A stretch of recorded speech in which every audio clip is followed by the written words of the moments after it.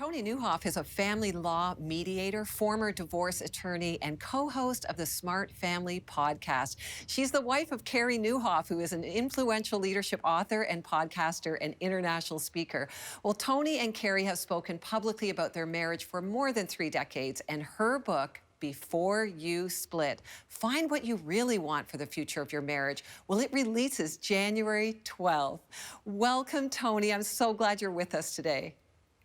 Oh, it's my pleasure. Thank you, Lorie. So glad to be here. Well, who did you write your new book, Before You Split, for? And what's the passion behind it, Toni?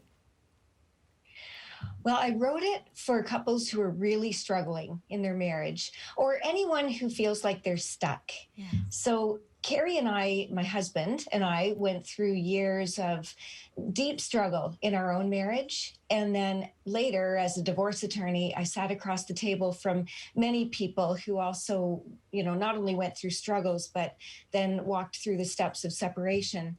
And I wanted to put this all together to help people see more clearly what their options are if they're feeling stuck or really struggling, but also to have a menu of practical solutions. Oh, that's what I love about this book, Toni. I mean, it's backed with professional research. It includes your own marriage story, which thank you for that, because people aren't going to feel like, this is just advice from, somebody who's got it all together. But you lay out the benefits of doing the hard work to stay together, and also you expose the implications of separating because, as you said, you and Carrie share openly about your marriage, and you have to choose to do the hard work, right, to reap the benefits of, what. But you said that you both had victim stories. Can you tell us a little bit about that and how it affected your marriage, and how did you get rid of those victim stories? Right. Well, Lorie, first thing I want to say is that when I'm using the word victim here, I'm not talking about being unsafe or, Right. being in a harmful marriage where there's toxic or destructive behavior going on, because that really is a different category. Right. And, I want anyone who has the question about whether their marriage is harmful to reach out and talk to someone wise. Good. Get some advice and follow it. But aside from that, what I saw over and over and over again, and what really impacted Carrie and I, was this natural human tendency to believe that it's my spouse's fault. Right. So the reason that we're struggling is that he's doing X, or she keeps doing Y, or she won't do whatever. And that even though they won't go as far as to say that I'm perfect or I don't have any faults, but they sincerely believe that most of the blame rests with their spouse. Wow. And the problem with that is that if you dig underneath a little bit, there is a victim narrative going on in the background. And when you hold on to a victim story, it's like putting on a pair of glasses that are wrong for you. Mm-hmm. When all you can see are blurry images and you don't really see the details and the nuances. Yeah. And so for Carrie and I, like, for example, we got really busy. We had difficulty getting everything done at home when we were both carrying responsible positions. I was at a hospital. Carrie was leading the church. We had young boys. And Carrie's victim narrative went something like this, because Toni's not doing X, Y, and Z. It's chaos at home. I can't stand it. She's lazy. And my victim story went something like, because Carrie's working long, long hours, he's out of the house. It's all I can do to do my work and then to look after what the kids need. I'm just too exhausted. And so for me, my victim story was that I was too exhausted because of Carrie's long work hours.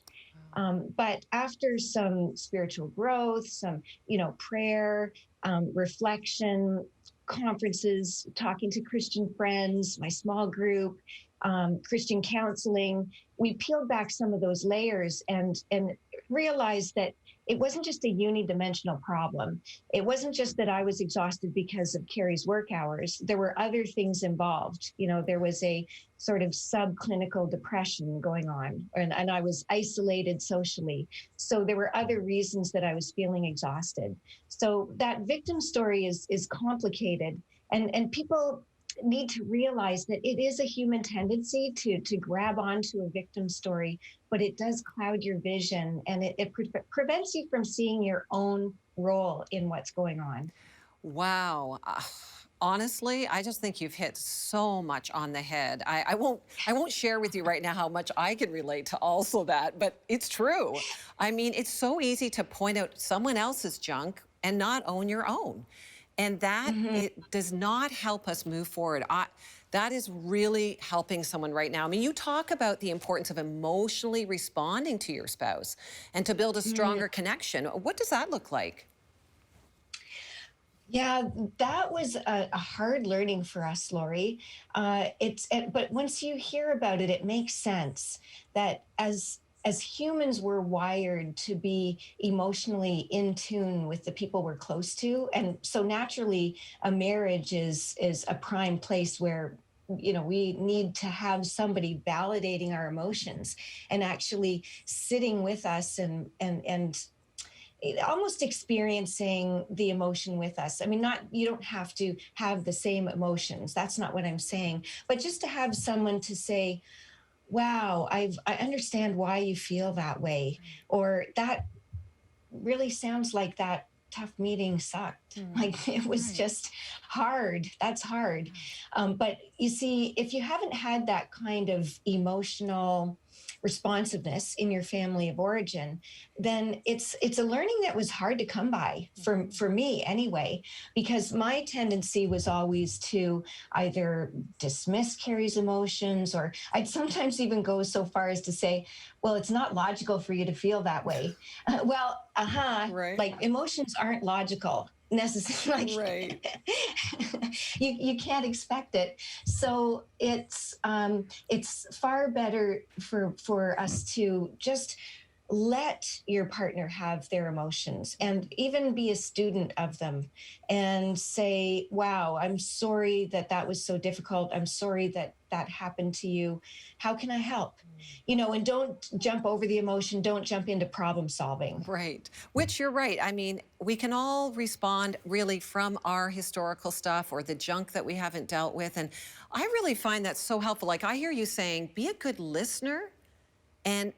right and Yes. acknowledge the emotion. Yeah. Super helpful. Well, your writing comes from a place of compassion. That's what I love about you, Toni. You're not judgmental, and you provide a menu of next steps to overcome unhappiness. So lots of people are watching and they might say, I'm really unhappy in my marriage and there's actually no hope in sight. What are some steps that they can take to help move toward a happier marriage, amongst the things that you've already mentioned?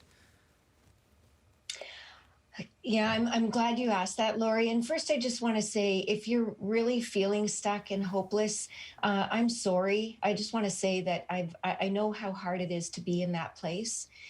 Um, what I do want to say too is that it is possible to go from that hopeless place where like I even wondered whether I'd signed up for a lifetime of misery when we were really struggling. Right. But now I can say that here we are at the 30 years of marriage mark. Our emotions have completely changed around. And I can honestly say that this marriage we have exceeds any dreams that I had Wow. on my wedding day. So I want to give you hope that is possible. And a few steps. Here's a few quick ones. Quick to say, but not Yeah. quick to do. Right. Good point. So, um, see if you can try something new, try something novel or exciting together, because shared experiences really help to develop intimacy. And I'm not talking about things that are adrenaline producing, or it doesn't have to be expensive or lavish. It's just try something that is interesting to the both of you, that is new.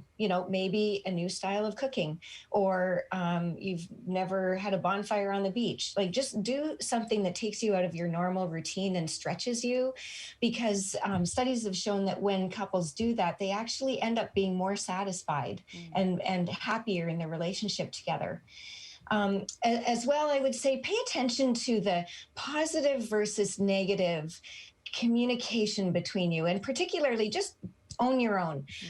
How much am I communicating positive things, compliments, words that lift, carry up, rather than tearing him down, turning toward your partner, body language that's positive, because studies show that in successful marriages, there's a 5-to-1 ratio. Wow. 5 positives to 1 negative. That's good. That's good. Wow. I mean, we could spend so much time on this, and I thank you for the practical help. Your book is releasing Before You Split, and I just feel like this is not just about people in a crisis, although it will help them. It is for every marriage, Toni, and I can't thank you enough for what you've written, and we'll have all the information for people to find your book at 700club.ca. Wish we had more time, Toni, but thank you so much for these practical steps and just encouragement that you can move forward and have a happier marriage, right? That's so good. Thank you. Yes. Well, and now... Thank you, Lorie. Yeah, thank you, Toni. And now God gives direction to a life going nowhere.